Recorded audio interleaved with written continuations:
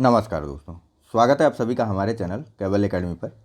देखिए, हमारा ये यूपी पीसीएस के टेस्ट सीरीज का जो डिस्कशन चल रहा है उसके लिए एक पीडीएफ पेड ग्रुप बनाया गया है, जिसको ज्वाइन करने के लिए आप हमारे व्हाट्सएप नंबर 9044883929 पर हाय या हेलो कुछ भी लिख करके भेज सकते हैं। अभी जो इस पेड ग्रुप की फ़ीस थी वह 100 रुपये थी, लेकिन फ़िलहाल इस फीस को जो है रिवाइज कर 300 रुपये कर दिया गया है और आगे जो है नेक्स्ट वीक में इस फीस को फिर से रिवाइज किया जाएगा। इसलिए आप लोग जल्द से जल्द इस पेड ग्रुप को ज्वाइन कर लीजिए।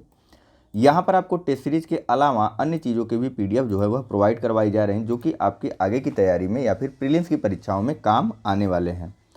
तो चलिए फिलहाल शुरू कर लेते हैं अपने टेस्ट सीरीज के डिस्कशन को। देखिए, ये टेस्ट नंबर 2 का हमारा डे 2 का पार्ट 2 का डिस्कशन हो रहा है। फिलहाल जो हमने डे 2 के पार्ट 1 में देखा था प्रश्न संख्या 21 से लेकर के 30 तक। ये 31वां वाला प्रश्न आप लोगों को स्वयं से करने के लिए दिया गया था। दूसरी चीज़ बोला गया था कि आपसे 21 से लेकर 41 तक का जो प्रश्न है वह काफ़ी ज़्यादा कंसेप्चुअल है और हमारे पास टाइम बहुत कम है, सिर्फ और सिर्फ 1 घंटा मैक्स टाइम हम लोग करके चलते हैं टेस्ट सीरीज के लिए। तो इसको थोड़ा सा अगर इंक्रीज कर दिया जाए तो इन चीज़ों को आसानी से कर दिया जाता है। तो देखिए, अगर आप लोग चाहें तो बताइए कि 1.5 घंटे तक का लेक्चर कर दिया जाए टेस्ट सीरीज का कि नहीं।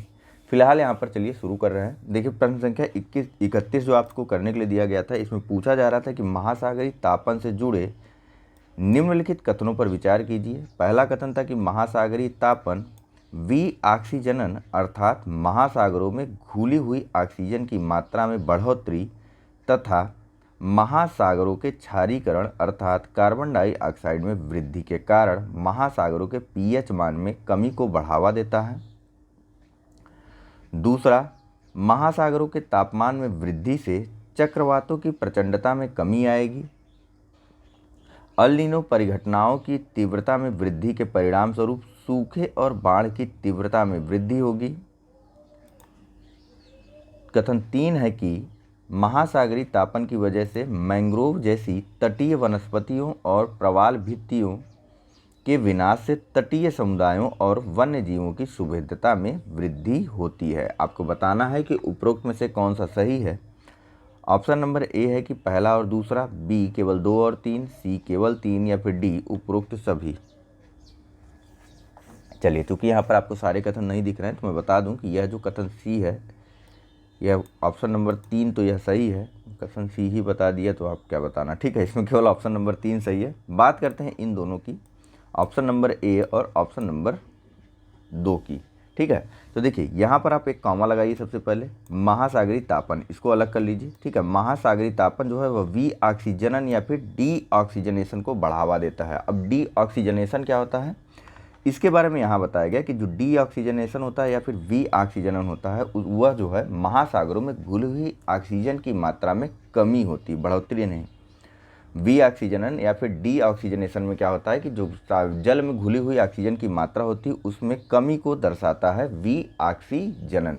ठीक है, और बढ़त को अंदर दर्शाता है तो यूट्रोफिकेशन में हम देखेंगे कि ऑक्सीजन की मात्रा, घुलित ऑक्सीजन की मात्रा जल में बढ़ जाती है। ठीक है, तो यहाँ फिलहाल हम लोग बात कर रहे हैं डी ऑक्सीजनेशन की। तो डी ऑक्सीजनेशन के कारण महासागरों में घुली हुई ऑक्सीजन की मात्रा में कमी होती है, न कि बढ़ोतरी, और इस कारण महासागरों का अम्लीकरण होता है। क्या होता है, महासागरों का अम्लीकरण होता है, जिस कारण उनके पीएच मान में कमी होती है या पीएच मान में कमी को बढ़ावा मिलता है। ठीक है, महासागरों का अम्लीकरण क्यों होता है, कार्बन डाइऑक्साइड में वृद्धि के कारण, क्योंकि ऑक्सीजन कम हो गया तो कार्बन डाइऑक्साइड बढ़ गया और इस कारण क्या हुआ, उनके पीएच मान में जो कमी थी वह और अधिक बढ़ गई, यानी कि पीएच मान में कमी और होने लगी।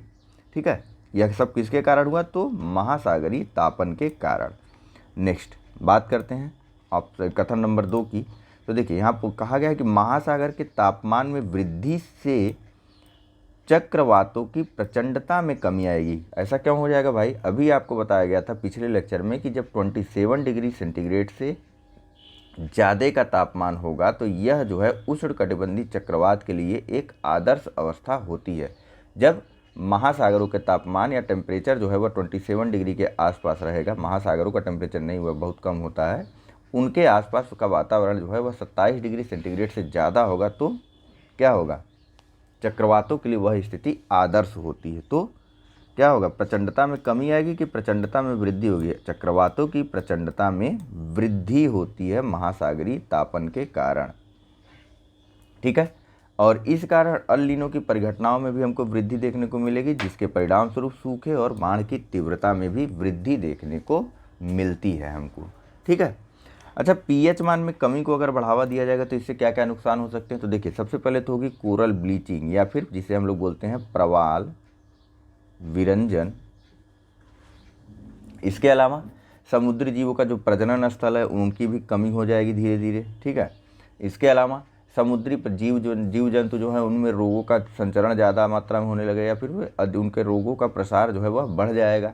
इसके अलावा जो समुद्री जीव हैं उनका व्यापक स्तर पे इन सब कारणों से मृत्यु भी हो सकती है, ठीक है। यह सब इसके दुष्प्रभाव हैं। फिलहाल महासागरीय तापन का भूमि पर अब किस प्रकार से प्रभाव पड़ेगा? तो देखिए, होता क्या है कि जब महासागरीय तापन बढ़ेगा तो इसके आसपास जो जलीय अवशेष है, जिनको हम बोलते हैं हिमखंड वगैरह जो हैं, वे सब क्या होंगे, वे सब पिघलने लगते हैं, पिघलने लगेंगे, ठीक है। महासागर का ताप बढ़ गया तो जो जलीय खंड या फिर जो जल के बड़े बड़े खंड हैं या फिर जो बर्फ़ के टुकड़े हैं वे क्या आएंगे, पिघलने लगेंगे। और साथ ही साथ जो जल है वह भी प्रसारित होता है। आपको बताया गया कि जैसे जैसे टेम्परेचर बढ़ता है किसी चीज़ का, जल का, तो जल फैलता है। अब भैया एक तरफ तो ये जल फैल रहा है, ऊपर दूसरी तरफ ये जो हिमखंड या फिर ये जो ग्लेशियर है यह भी पिघल रहा है। इससे हुआ क्या कि समुद्र जल का जो एरिया था वह और अधिक विस्तारित होने लगा। इस कारण जो यहाँ पर छोटे छोटे द्वीप थे ये भी या फिर इनके भी डूबने का खतरा बढ़ गया, ठीक है।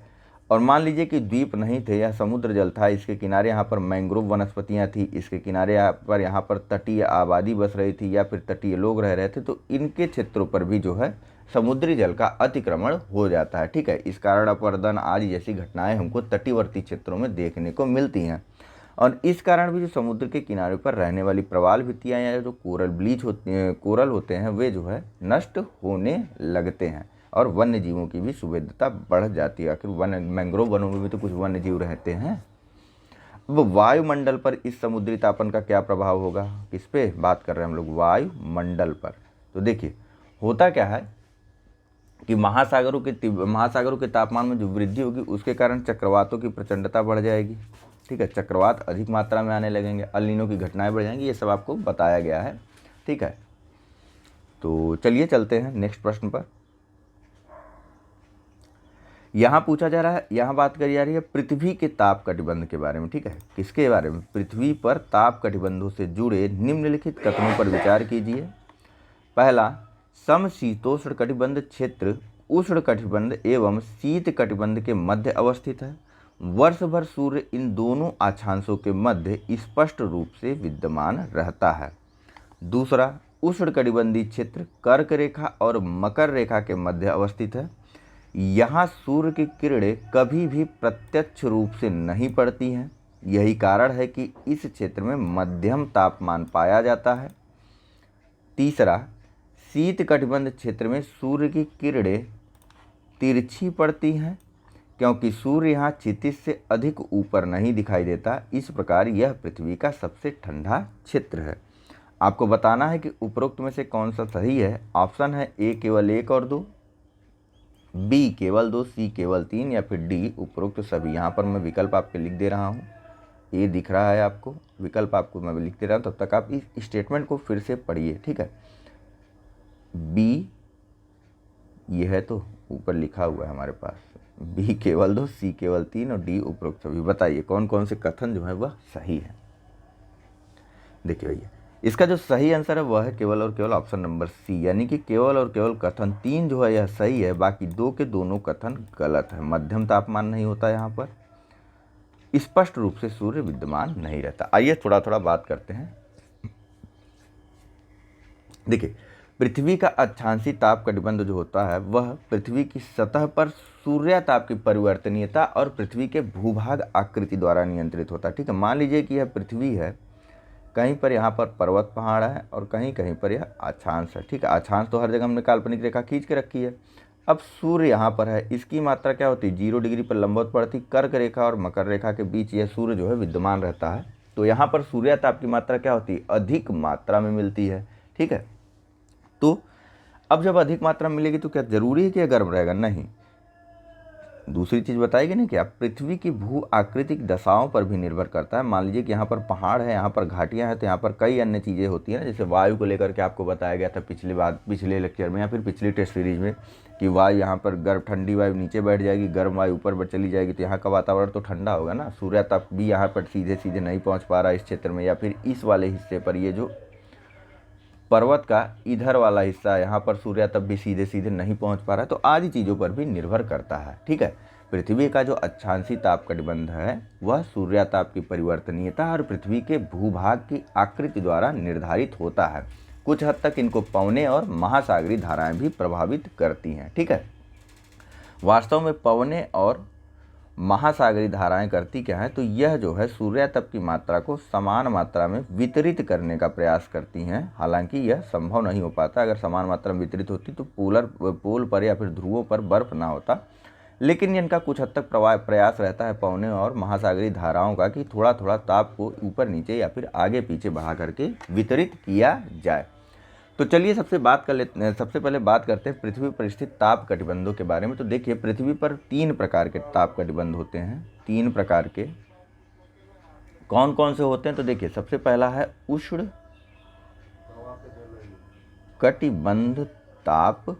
ठीक, तो देखिए यह जो है क्या होता है, यह कर्क रेखा और यह हमारी 0 डिग्री लाइन, यह कर्क रेखा और मकर रेखा हो गई। ठीक है, तो कर्क रेखा और मकर रेखा दोनों के मध्य अवस्थित होता है उष्ण कटिबंधी ताप कटिबंध, जहाँ पर वर्ष भर सूर्य जो है इन दोनों अक्षांशों कर्क रेखा और मकर रेखा के मध्य स्पष्ट रूप से विद्यमान रहता है और सूर्य की किरणें जो है वह लगभग लंबवत पड़ती हैं इस कटिबंध में, और इस कारण यह क्षेत्र जो है वह अधिकतम सूर्याताप प्राप्त करता है। यहाँ पर क्या है, मध्यम तापमान पाया जाता है, सूर्य की किरणें प्रत्यक्ष रूप से नहीं पड़ती, नहीं वैसा है नहीं है। ठीक है, सूर्य की किरणें यहाँ पर अधिकांशतः लंबवत रहती हैं या फिर प्रत्यक्ष रूप से पड़ती हैं, आप ये भी कह सकते हैं। और यही कारण है कि यहाँ पर जो तापमान है वह अधिकतम रहता है, या फिर यूं कह दीजिए कि सूर्याताप का जो यह क्षेत्र जो है वह अधिकतम सूर्याताप प्राप्त करता है।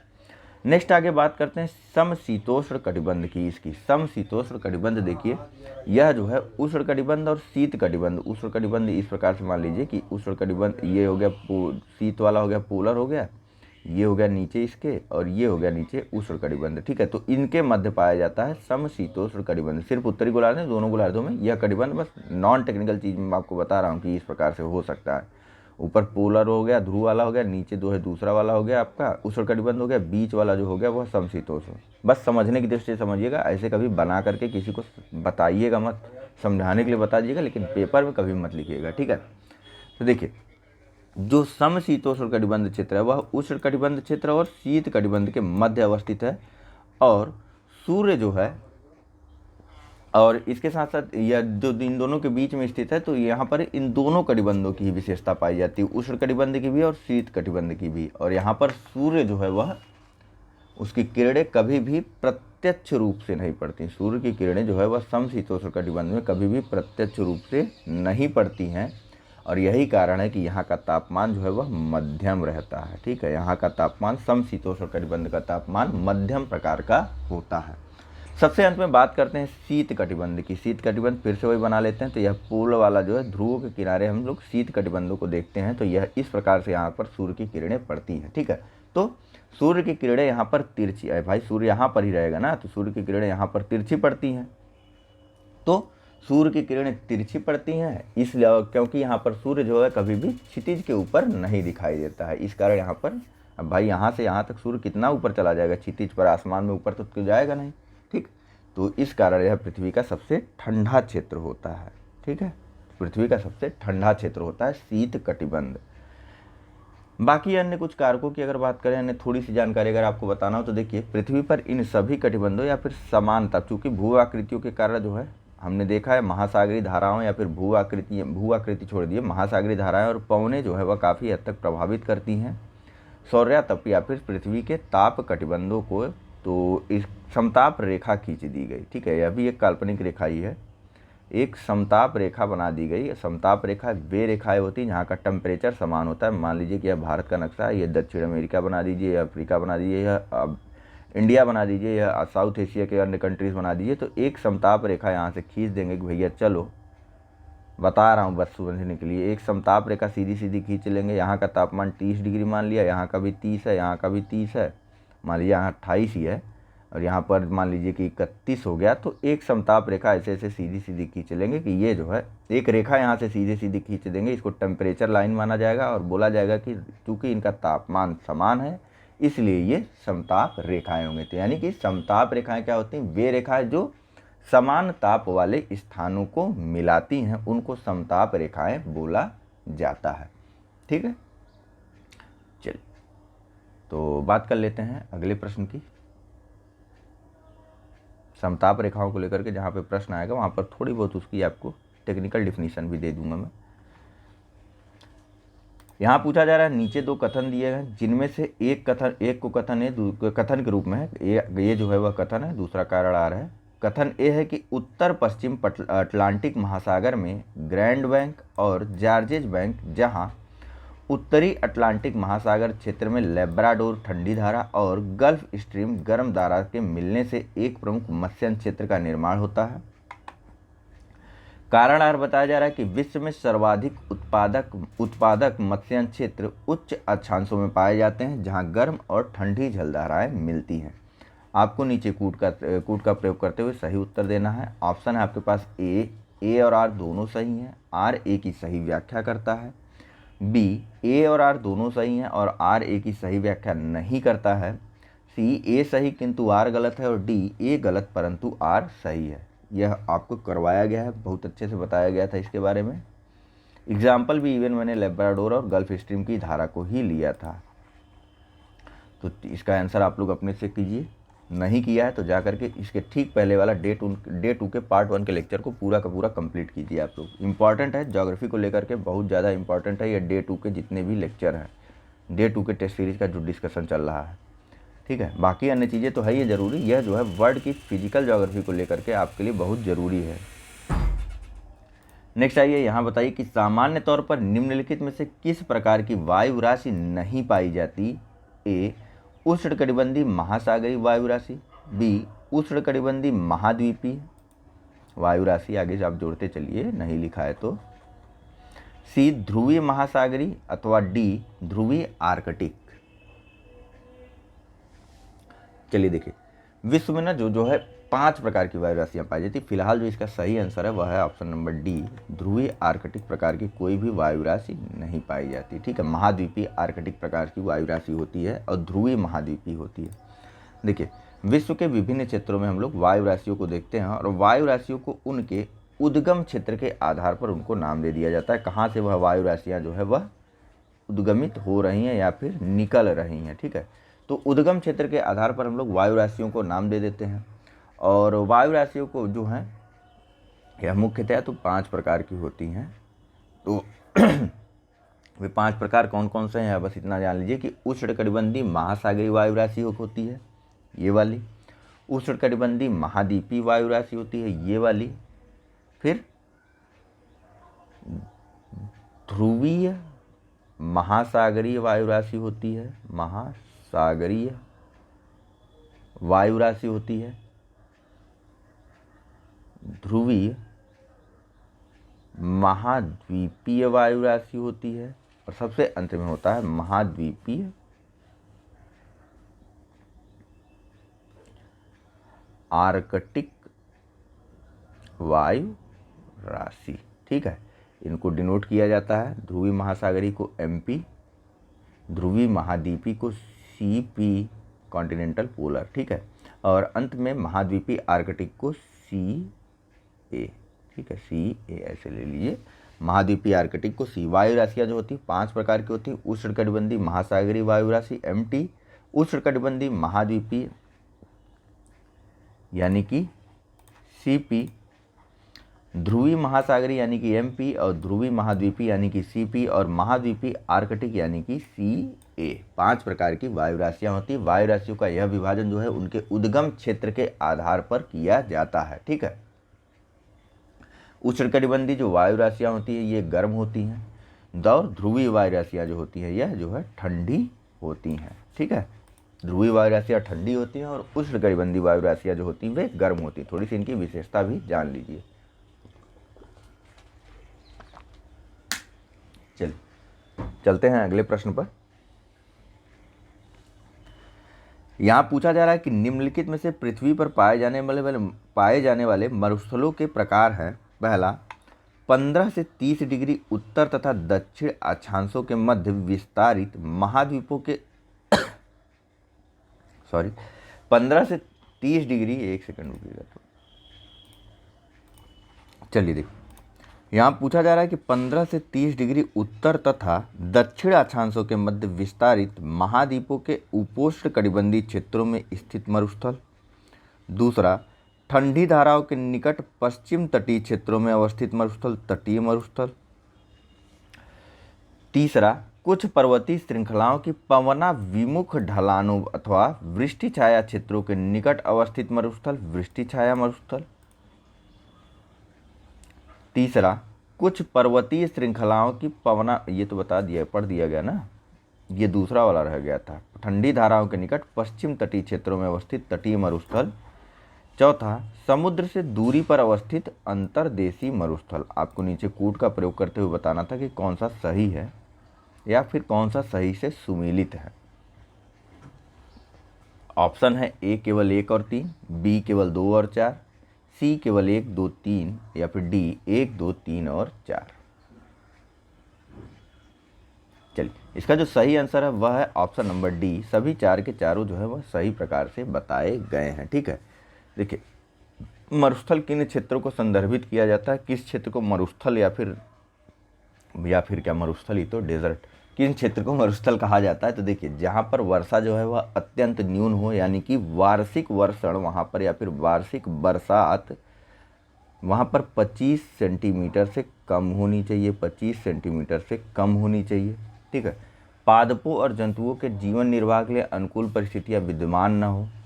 ठीक, और ये मरुस्थल किसी भी प्रकार के हो सकते हैं, शीत मरुस्थल भी हो सकते हैं और उष्ण प्रकार के भी मरुस्थल हो सकते हैं।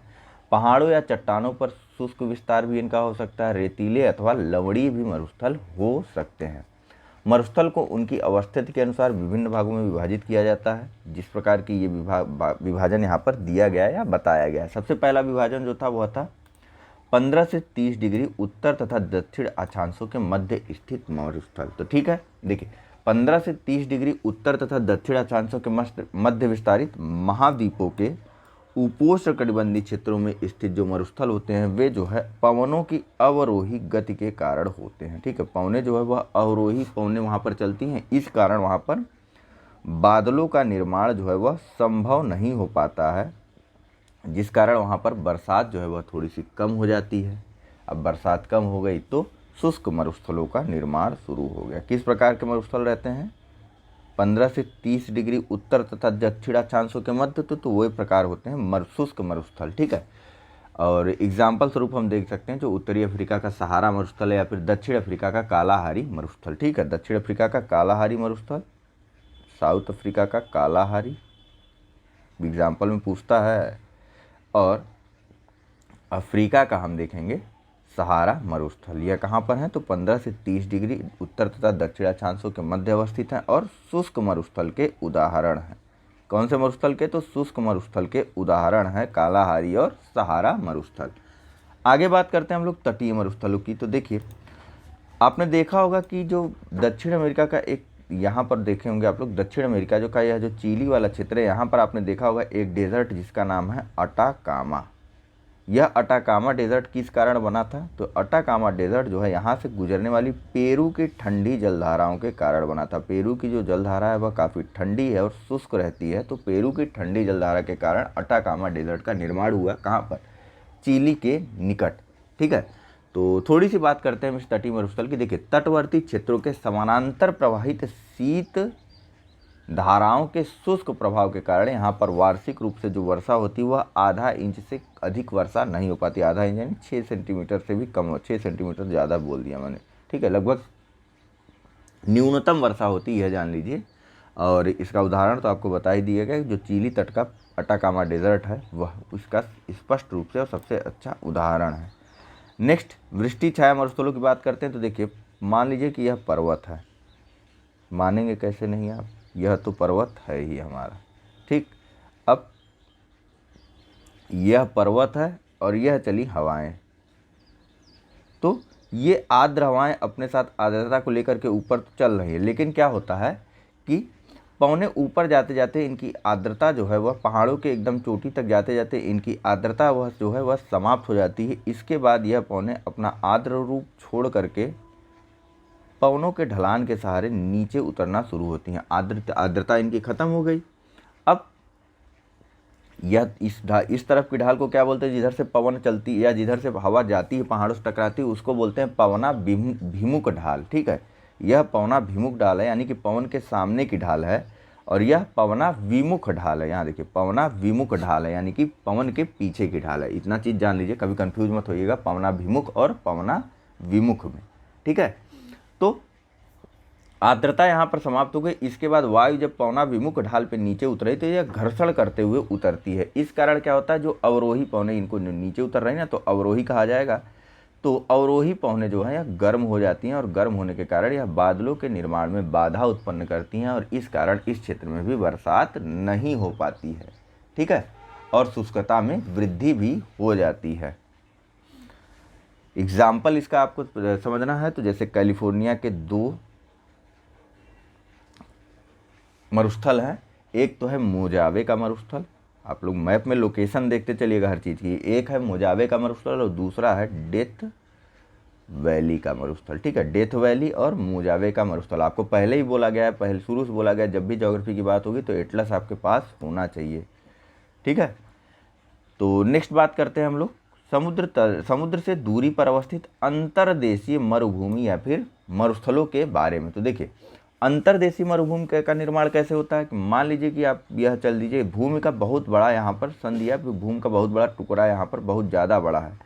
अब महासागरों से आर्द्रता युक्त पवनें तो चलती हैं, ये हरी पवनें हमारी आर्द्रता वाली थी ना, तो महासागरों से आर्द्रता युक्त पवनें तो चलती हैं, लेकिन वह भूमि के जो है कुछ निश्चित भागों तक ही चलती हैं, और अंततोगत्वा वे जो है, अरे यार पूरा साफ हो गया, महासागर ये हो गया, महासागर नीला, महासागर ये हो गया, आर्द्रता युक्त पवनें ये चलने लगी हमारी, इधर से चल रही, मान लीजिए इधर चल रही, इधर चल रही, इधर चल रही, लेकिन यह जो है आर्द्रता युक्त पवनें भूमि के आंतरिक भागों तक नहीं पहुंच पाती, और इनकी आर्द्रता भूमि के आंतरिक भागों तक पहुंचते पहुंचते समाप्त हो जाती है।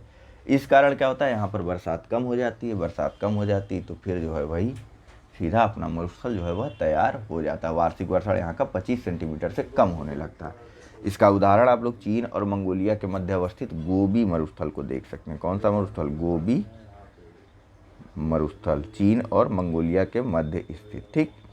और सबसे अंत में एक छोटा सा और देख लीजिए, उसका ध्रुवीय मरुस्थल का उदाहरण देख लीजिए। यहाँ पर नहीं दिया है, मान लीजिए कहीं पर पूछ लिया तो क्या बताएंगे आप लोग, तो ध्रुवीय मरुस्थल भी आप लोग समझ लीजिए, ठीक है। तो देखिए, ध्रुवीय मरुस्थल ज़्यादातर कहाँ अवस्थित होते हैं, तो आर्कटिक और अंटार्कटिक क्षेत्रों के निकट पाए जाते हैं। ठंडे यहाँ इन मरुस्थलों में जो है अत्यंत न्यून वर्षा होती है, यानी कि वर्षा तो सभी मरुस्थलों में बहुत कम मात्रा में होती है। इसके अलावा जो ध्रुवीय मरुस्थल होते हैं, यहाँ पर जो जल भी होता है वह अधिकांशतः ग्लेशियर और हिम चादरों के रूप में भरा रहता है। ग्लेशियर और हिम चादरों के कारण यह जो है जल जो है यहाँ का जमा हुआ रहता है, ठीक है। कहाँ पर, ध्रुवीय मरुस्थलों में, ठीक है। इसके अलावा कुछ अन्य कारणों से भी मरुस्थलों का निर्माण होता है, जैसे कि नदियों ने अपना प्रवाह मार्ग, मान लीजिए नदी पहले यहाँ से बहती थी, बाद में इसने यहाँ से बहना छोड़ करके यहाँ से बहना शुरू कर दिया, तो इस कारण वहाँ का यह वाला पुराना वाला क्षेत्र जो है मरुस्थल में परिवर्तित हो जाता है। अनुपजाऊ भूमि है, या फिर बीहड़ काफ़ी ज़्यादा मात्रा में है, अथवा जलवायु परिवर्तन है, अथवा मानवीय कारकों में कौन कौन से कारक आएंगे मरुस्थलों के निर्माण के लिए, तो जैसे कि अत्यधिक पशुचारण हो गया, वनों की कटाई हो गई, निम्न स्तरीय की जो कृषि पद्धतियाँ हो गई, इस कारणों से भी मरुस्थलों का निर्माण होता है, ठीक है। यह कुछ मानवीय कारक है मरुस्थलों के निर्माण के लिए। नेक्स्ट यहाँ बताइए, नीचे 2 कथन दिया हुआ है, एक ए और दूसरा कारण आर। कथन ए है कि ओजोन छिद्र निर्माण पृथ्वी के वायुमंडल के समताप मंडल में स्थित ओजोन परत के क्षरण की परिघटना है, जिसके परिणाम स्वरूप सूर्य से आने वाली पराबैंगनी विकिरण की अत्यधिक मात्रा पृथ्वी की सतह तक पहुंच जाती है। कारण आर बताया जा रहा है कि ओजोन छिद्र के निर्माण का प्रमुख कारण मानव निर्मित रसायनों जैसे CFC और ओजोन अवक्षयकारी पदार्थों यथा क्लोरीन और ब्रोमाइन का अत्यधिक उपयोग है। कूट का प्रयोग करते हुए सही उत्तर आपको बताना है। ऑप्शन है ए और आर दोनों सही हैं तथा आर ए की सही व्याख्या करता है। बी, ए और आर दोनों सही हैं और आर ए की सही व्याख्या नहीं करता है। सी, ए सही किंतु आर गलत है और डी, ए गलत किंतु आर सही है। चलिए एक बार ऊपर वाला कथन देख लीजिए आप लोग पहले फिर से, मान लीजिए भूल गए हो तो। फिलहाल यहाँ जो है आंसर है ऑप्शन नंबर ए और आर दोनों सही है और आर ए की सही प्रकार से व्याख्या करता है। ठीक है, होता क्या है, ओजोन छिद्र का निर्माण किस प्रकार से होता है, तो देखिए ओजोन छिद्र का निर्माण जो है वह पृथ्वी के वायुमंडल में समताप मंडल में, ओजोन परत कहाँ स्थित है, समताप मंडल में। ठीक है, तो समताप मंडल में ओजोन परत के क्षरण की परिघटना को बोला जाता है ओजोन छिद्र का निर्माण। ओजोन की जो परत है उसका ह्रास होने लगता है और इसी को बोला जाता है ओजोन छिद्र। ठीक है, अब इसके कारण होता क्या है, ओजोन छिद्र बन गया तो जो सूर्य से आने वाली पराबैंगनी विकिरण है वह अत्यधिक मात्रा में पृथ्वी की सतह पर पहुंचने लगती है। पराबैंगनी किरणें आपको पता है कि काफ़ी ज़्यादा नुकसानदेह होती हैं। ठीक है, और इसके प्रमुख कारणों में हमको पता है कि जो प्रमुख रूप से रसायन है जैसे कि क्लोरोफ्लोरोकार्बन हो गया या फिर जो ओजोन अपक्षयकारी पदार्थ होते हैं जैसे कि क्लोरीन हो गया, ब्रोमाइन हो गया, इन सभी का अत्यधिक उपयोग जो है हमको जल्द से जल्द या बड़े से बड़े ओजोन छिद्र के निर्माण के लिए प्रेरित कर रहा है। तो इनका उपयोग या फिर इनका निर्माण इसी कारण से विभिन्न जो है जलवायु परिवर्तन संबंधी मीटिंग होती है और इन पर प्रतिबंध लगाने की बात बार बार हो रही है। ठीक है, इसके अलावा पृथ्वी की सतह से उत्सर्जित होने के पश्चात होता क्या है, किस प्रकार से यह होता है, तो देखिए पृथ्वी की सतह से ये गैसें जब उत्सर्जित होती हैं तो अपने साथ ऊर्ध्वाधर यानी कि ऊपरीगामी जो पवनें होती हैं उनके साथ यह चली जाती हैं ऊपर की तरफ। ठीक है, अब वहाँ पर पहुँच करके ये क्या करती है, हाइड्रोजन के परमाणुओं को विमुक्त करने लगती हैं। फोटो डिसोसिएशन एक प्रक्रिया होती है उसके माध्यम से। फिर इसके कारण क्या होता है, तो O3 यानी ओजोन का विघटन हो जाता है ऑक्सीजन में। बस ओजोन का जो है क्षरण होना शुरू हो गया। तो O3 के विघटन को O2 में परिवर्तित करने के लिए उत्प्रेरक का काम करती हैं ये सभी गैसें। ठीक है, चलिए नेक्स्ट देख लेते हैं। पूछा जा रहा है कि निम्नलिखित में से पृथ्वी की सतह पर तापमान के वितरण को कौन से कारक नियंत्रित करते हैं। पहला, पृथ्वी का ऊष्मा बजट, दूसरा अक्षांश, तीसरा समुद्र से दूरी और चौथा महासागरीय लवणता। आपको नीचे कूट का प्रयोग करते हुए सही उत्तर को चुनना है। ऑप्शन है ए केवल 1 और व 3, बी केवल 2 और 4, सी केवल 1, 2 और 3, डी 1, 2, 3 और 4। चलिए देखिए, इसका जो सही आंसर होगा ना वह है ऑप्शन नंबर सी। ठीक है, पृथ्वी का ऊष्मा बजट, अक्षांश और समुद्र से दूरी। देखिए यही शोर शुरू हो गया ना, इसी कारण जो है लेक्चर दिन में बनाने में बहुत ज़्यादा इशू होता है, लेकिन फिलहाल ये 10-15 मिनट और है, इससे ज़्यादा नहीं है। ठीक है, देखिए पृथ्वी की सतह के तापमान के वितरण के प्रभावित करने वाले कारकों में पृथ्वी का ऊष्मा बजट, अक्षांश, समुद्र से उसकी दूरी, यह 3 मुख्य कारण हैं। सबसे पहले बात करते हैं पृथ्वी के ऊष्मा बजट के बारे में। तो देखिए फिर से वही चलते हैं, पृथ्वी बनाते हैं, अक्षांश बना लेते हैं। तो हमने देखा यहाँ पर हमारा सूर्य चमकता रहता था ना, अरे पूरी पृथ्वी गायब हो गई। ठीक है, ये हमारी पृथ्वी हो गई, ये हो गए अक्षांश और फिर से पृथ्वी गायब। एक सेकेंड, थोड़ा सा ना यही सब इशू है जिसके कारण फीस जो है वह और थोड़ी सी बढ़ाई गई, जिससे कि जल्द से जल्द इन सब चीज़ों में सुधार कर लिया जाए।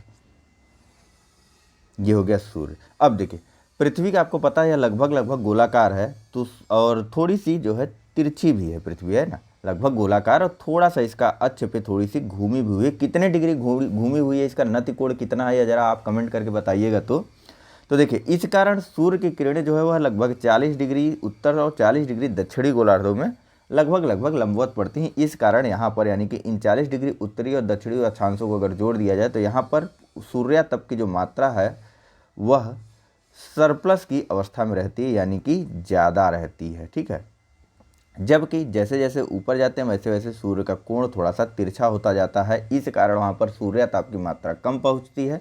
इस कारण वहाँ का जो तापमान है वह थोड़ा सा धीरे धीरे चलते चलते कम होता जाता है। यही चीज़ हमने अक्षांशों के संदर्भ में भी देखा है। ठीक है, सेम यही चीज़ और सेम यही बात अक्षांशों में। देखिए सारा चीज़, सारा कॉन्सेप्ट आप यहाँ से ले लीजिए, आप भौतिक भूगोल को समझ जाएंगे। ठीक है, पृथ्वी को अच्छे से समझ लीजिए, भौतिक भूगोल आप आसानी से समझ सकते हैं। कुछ टिपिकल शब्द आते हैं जिनके बारे में जैसे जैसे आ रहा है आपको बताया जा रहा है। ठीक है, तो यही चीज़ हमने अक्षांशों को लेकर के भी देखा था कि जैसे जैसे, सेम वही बात है, बस कहने का तरीका अलग कर दिया इन्होंने, कि जैसे जैसे हम उच्च अक्षांशों की तरफ जाते हैं पृथ्वी का तापमान कम होता जाता है। कारण क्या है कि सूर्य तप की मात्रा जो है वह धीरे धीरे कम होती जाती है। ठीक है, इसके अलावा देखिए ऊंचाई किस प्रकार से प्रभावित करती है। तो देखिए वायुमंडल की जो निचली परतें होती है ना, मान लीजिए कि यह वायुमंडल है, इसकी जो एक ये वाली निचली परत है, ठीक, यह पूरी संपूर्ण वायुमंडल हो गई, ये वाली थोड़ी सी निचली परत है वायुमंडल की, और ये है यहाँ पर हमारी पृथ्वी। ठीक है, तो अब पृथ्वी से निकलने वाली पार्थिव विकिरण, ध्यान दीजिएगा एक शब्द का मैंने प्रयोग किया है पार्थिव विकिरण, इसके बारे में भी आपको बता रहा हूँ मैं, 2 मिनट रुकिए, पहले कॉन्सेप्ट समझिए।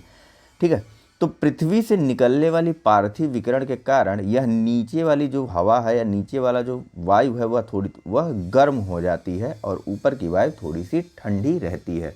ठीक, इस कारण भी पृथ्वी का तापमान प्रभावित होता है। और यही एक कारण है कि जब हम समुद्र तल से ज़्यादा ऊंचाई पर जाते हैं तो वहाँ का समुद्र तल से ज़्यादा ऊंचाई पर जाते हैं तो वहाँ का तापमान जो है कम हो जाता है। ठीक, मान लीजिए यह समुद्र तल है, ये समुद्र तल है, तो यहाँ पर जब ज़्यादा ऊंचाई से जाएंगे तो ये वाली हवाएं आएंगी ना वहाँ पर, जो ऊपर वाली ठंडी हवाएं, तो वहाँ का तापमान कम हो जाता है। और समुद्र तल से जब नीचे यानी कम ऊंचाई पर जाते हैं तो वहाँ पर तो ये वाली हवाएं रहती हैं, तो यहाँ का तापमान या टेम्परेचर जो है वह ज़्यादा रहता है। ठीक है, तो अब बात कर लेते हैं पार्थिव विकिरण के बारे में। होता क्या है कि पृथ्वी जब दिन में सूर्य निकलता है तो कुछ न कुछ ऊर्जा को जो है अवशोषित करती है, सूर्य से निकलने वाले सूर्य तप को अपने अंदर अवशोषित कर लेती है, और बाद में रात्रि के समय जब सूर्य जो है अस्त हो जाता है तो वह कुछ ऊर्जा का उपयोग करने के बाद बाकी ऊर्जा को वापस वायुमंडल में भेजती है। यही ऊर्जा जो है पार्थिव विकिरण कहलाती है। यही किरण जो है पार्थिव विकिरण कहलाती है, जो वापस पृथ्वी से सूर्य की वायुमंडल की ओर जाती है, उसको क्या बोलते हैं, पार्थिव विकिरण बोलते हैं। ठीक है, अब समुद्र के दूरी के आधार पर जान लेते हैं। तो देखिए स्थल की अपेक्षा समुद्र जो क्या होते हैं, जल जो होता है, आपको पता है पहले बताया गया टेस्ट सीरीज में कि जल जो है वह धीरे धीरे गर्म होता है, स्थल जो है वह जल्दी गर्म होता है और जल्दी ठंडा हो जाता है। तो समुद्र के निकट स्थित क्षेत्रों पर समुद्र और स्थलीय समीर यानी समुद्र की तरफ से जाने वाली और आने वाली हवाओं का प्रभाव पड़ता है। इस कारण वहाँ पर जो तापमान होता है वह लगभग समान बना रहता है। क्यों? क्योंकि समुद्र धीरे धीरे गर्म हो रहा है, पृथ्वी जो है जल्दी गर्म हो जा रही है। तब तक समुद्र ठंडा है, समुद्र से हवाएं पृथ्वी की तरफ आ रही हैं क्योंकि यहाँ पर लो टेम्परेचर हो गया है। ठीक है, तो दिन में हम देखते हैं कि समुद्र से जो हवाएं होती हैं वह पृथ्वी की तरफ आती हैं। ये मान लीजिए ये दिन की कंडीशन है, तो समुद्र से हवाएं पृथ्वी की तरफ आ रही हैं क्योंकि समुद्र का ठंडा है बजाय कि स्थल के, क्योंकि स्थल जल्दी गर्म हो गया और जल जो है वह धीरे धीरे गर्म होता है। लेकिन रात में हम यही चीज़ उल्टा देखते हैं कि जब रात की बात आती है तब समुद्र लगभग गर्म हो चुका रहता है और स्थल चूँकि जल्दी गर्म और जल्दी ठंडा होता है, तो अब ये हवाएं जो हैं स्थल से समुद्र की ओर चलने लगती हैं। ठीक है, तो क्या होता है, तापमान लगभग समान रहता है, इसलिए समुद्र का समकारी प्रभाव पड़ता है तापमान पर जो समुद्र के समीप वाले स्थलीय क्षेत्र होते हैं।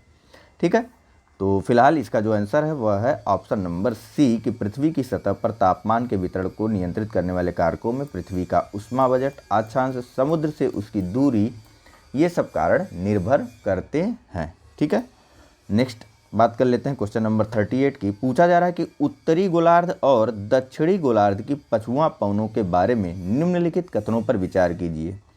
ठीक है, अब दोनों गोलार्धों के पछुआ पवनों के बारे में बता दिए, पूछा जा रहा है। पहला कि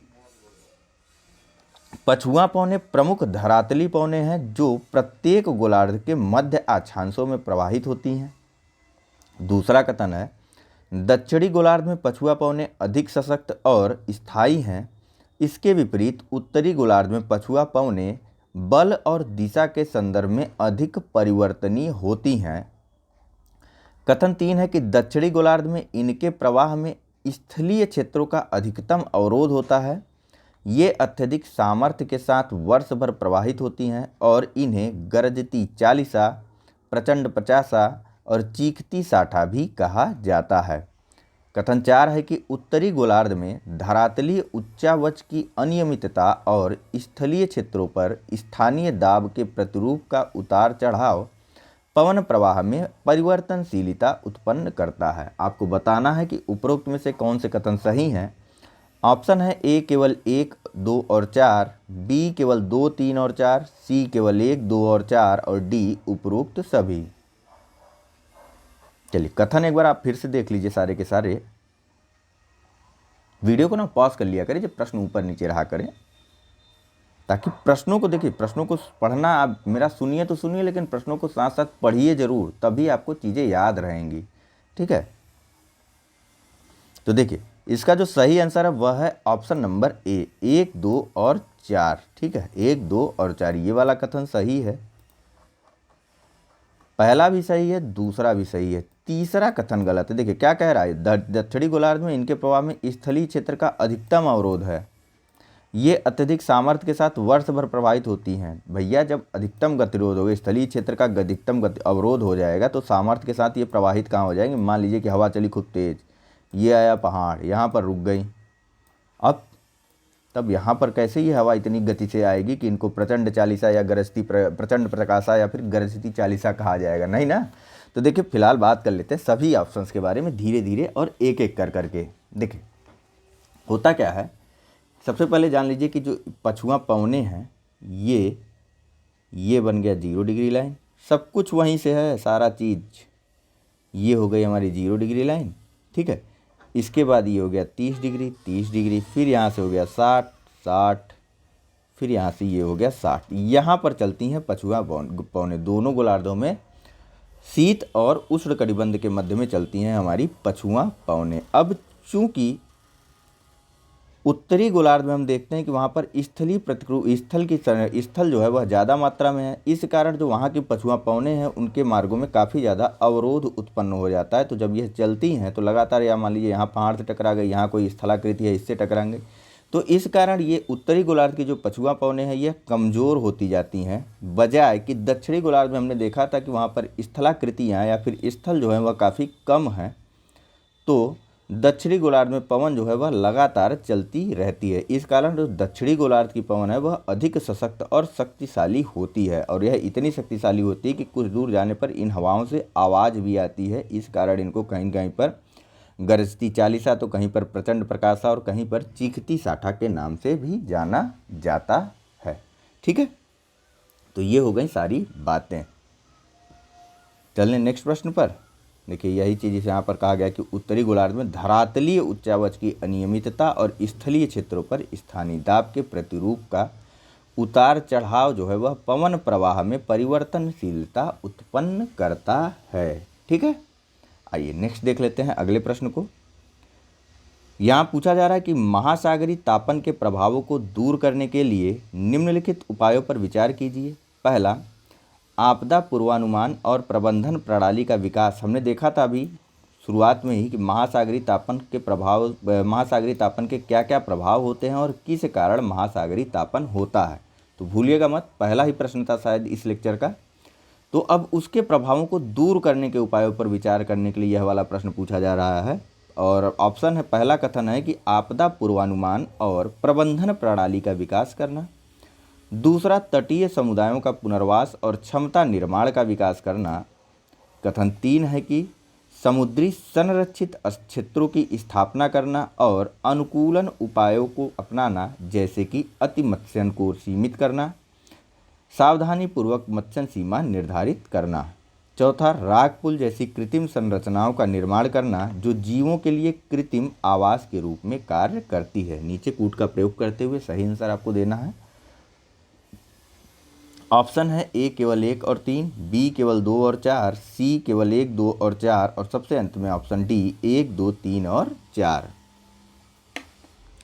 फिर से सभी कथनों को बारी बारी से आप देख लीजिए और पढ़ लीजिए, वीडियो को पॉज करते हुए पढ़िए इनको। चलिए, ये वाला आपने पढ़ लिया होगा, यहाँ देखिए, ठीक है। तो देखिए इसका जो सही आंसर है ना वह है ऑप्शन नंबर डी, सभी के सभी चार के चारों ही कथन सही हैं। राग पुल जैसी एक, राग पुल क्या होता है, मान लीजिए कि यह समुद्र है या मान लीजिए यह कोई जल का क्षेत्र है, यहाँ पर एक अवरोध बना करके यहाँ पर छोटा सा क्षेत्र जो है वह संरक्षित कर दिया गया है। यहाँ पर कोई अन्य चीज़ें नहीं आ रही हैं, सिंपल नॉन टेक्निकल चीज़ भाषा में समझिए इसको। तो यह एक संरक्षित क्षेत्र हो गया। यहाँ पर आइए, समुद्री संरक्षित क्षेत्र की स्थापना जो ये हो गई, ये वाला संरक्षित क्षेत्र नहीं होगा, यह छोटा सा एक संरक्षित क्षेत्र यूं ही बना दिया गया। यहाँ पर जीव अपना जो है, जीवों का आवास का निर्माण कर दिया गया। कुछ ऐसी आवास का निर्माण, वहाँ घर नहीं बना के दे देंगे, जीवों को कुछ ऐसी अवस्थाएं या उनको ऐसी कुछ प्राकृतिक अवस्थाओं को दे दिया गया है कृत्रिम रूप से बना करके, जो उनके प्राकृतिक आवास में भी रहती है, हालांकि उनका निर्माण कृत्रिम रूप से किया गया, ठीक है।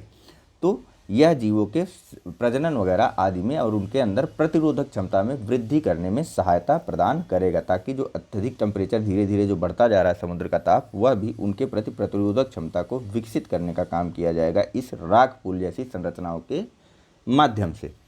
बाद में बात करते हैं नेक्स्ट, समुद्री संरक्षित क्षेत्रों। आपने देखा होगा कि पृथ्वी पर जो वन संरक्षित क्षेत्र बना दिए जाते हैं, भैया ये क्षेत्र वन के लिए आरक्षित है। कई प्रकार के वन संरक्षित होते हैं, राष्ट्रीय वन संरक्षित क्षेत्र हो जाता है और अन्य प्रकार के भी वन संरक्षित क्षेत्रों को आपने देखा है, टाइगर रिजर्व बना दिया गया, आदि चीज़ें बना दी गई।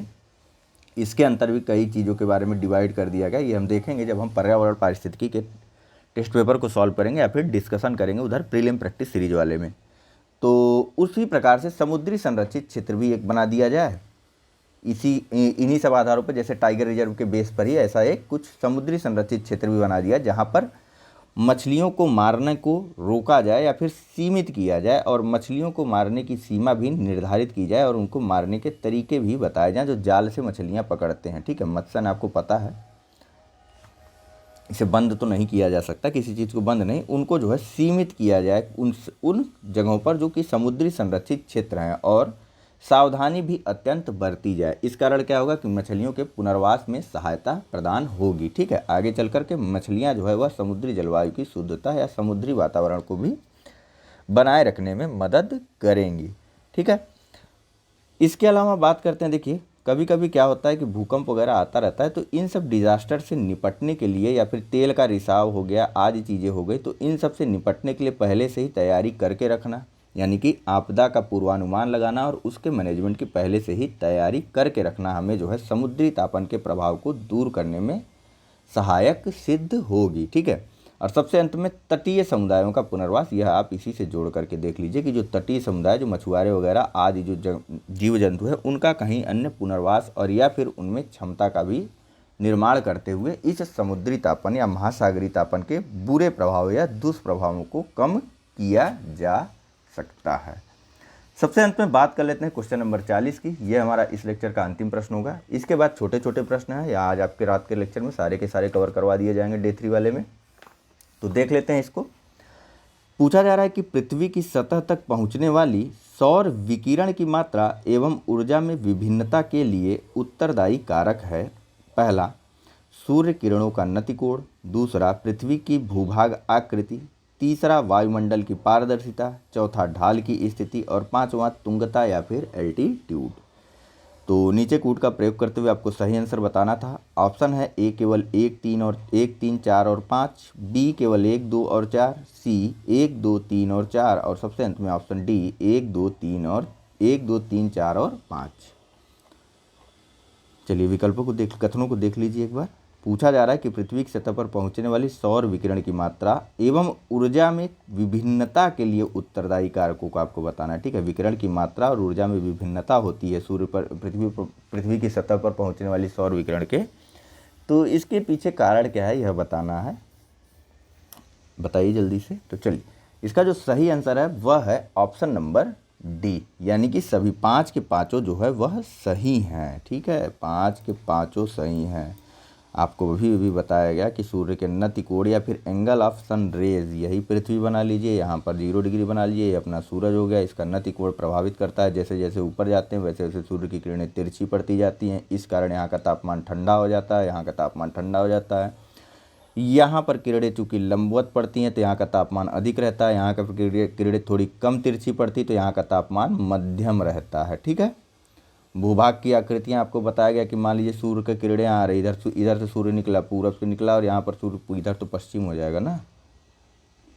यहाँ मान लीजिए यहाँ पहाड़ है हमारा, इधर से आई सूर्य की किरणें, अब ये पहाड़ पर पड़ी तो पहाड़ पे जब पड़ी तो इसके पीछे वाली दिशा तो यह, तो यहाँ तो सूर्य की किरण सीधी पड़ नहीं रही तो यहाँ का तापमान भिन्न रहेगा, यहाँ पर सौर विकिरण की मात्रा भी अलग पड़ेगी।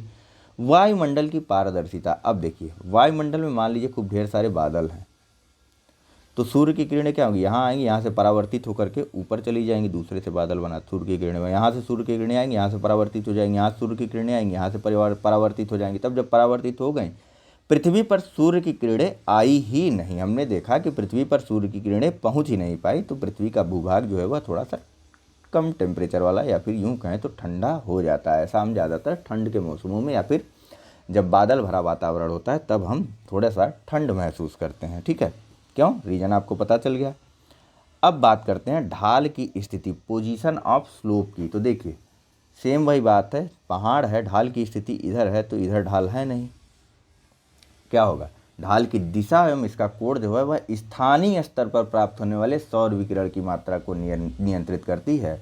सूर्य की ओर उन्मुख वाली, सूर्य की ओर जो ढाल उन्मुख होती है या फिर सूर्य की तरफ वाले क्षेत्र पर अधिक सौर विकिरण या फिर टेम्परेचर होता है, जबकि उसके विपरीत दिशा वाले ढाल पर जो है कम मात्रा में सौर विकिरण की प्राप्ति होती है। सबसे अंत में बात करते हैं एल्टीट्यूड या फिर तुंगता की। तो देखिए वायुमंडलीय दबाव के कारण वायुमंडल की नीचे की परत, दिखे ऊपर से वायुमंडल का प्रेशर भी तो पड़ता है नीचे वाले पर, भाई जो बड़ा है वह उसका प्रेशर छोटे पर पड़ता ही है। ठीक है, तो ऊपर वाली वायुमंडल का दाब नीचे वाले क्षेत्र पर पड़ा तो इससे क्या होगा, निचली परत थोड़ी थोड़ी सिकुड़ने या संपीड़ित होने लगती है। इस कारण पृथ्वी की सतह के निकट आ जाती है। अब सिकुड़ते सिकुड़ते धीरे धीरे नीचे आ जाएगी। ठीक है, ऊपर की वायुमंडल दबाव के कारण धीरे धीरे पृथ्वी की सतह के निकट आ गई नीचे वाली वायुमंडल की परत। तो हुआ क्या कि जो उच्च स्तरीय परत है उसकी तुलना में यह नीचे वाली परत जो है वह गर्म हो जाती है। अब गर्म हो गई तो फिर जैसे जैसे एक कॉन्सेप्ट आता है कि जैसे जैसे हम ऊपर जाते हैं वैसे वैसे टेम्परेचर कम हो जाता है। हालांकि इसको आप पार्थिव विकिरण वाले कॉन्सेप्ट से भी ले करके समझ सकते हैं कि जैसे जैसे हम अत्यधिक ऊंचाई पर जाते हैं वायुमंडल में वैसे वैसे टेम्परेचर जो है लो होता जाता है। तो फिलहाल इस लेक्चर में इतना ही है। यहाँ पर ये एक प्रश्न, क्वेश्चन नंबर 41 आप लोगों के लिए दे दिया जा रहा है। बहुत छोटा सा प्रश्न है। पूछा जा रहा है कि भूमध्य सागरीय कृषि क्षेत्रों की निम्नलिखित में से कौन सी विशेषता नहीं है। ऑप्शन है ए, इन कृषि क्षेत्रों में अधिकतर वर्षा सर्दियों में होती है। बी, ग्रीष्म ऋतु में भी अच्छी वर्षा होती है। सी, अंगूर, जैतून, चीकू, सेब इस कृषि की प्रमुख बागवानी फसलें हैं। और सबसे अंत में ऑप्शन नंबर डी कि संयुक्त राज्य अमेरिका का कैलिफोर्निया राज्य भूमध्य सागरीय कृषि के लिए प्रसिद्ध है। आपको बताना है कि भूमध्य सागरीय कृषि की निम्न में से कौन सी विशेषता नहीं है। तो फिलहाल इसमें इस लेक्चर में इतना ही है। Thank you very much for discussion. Channel को लाइक, सब्सक्राइब, शेयर करना मत भूलिएगा। धन्यवाद।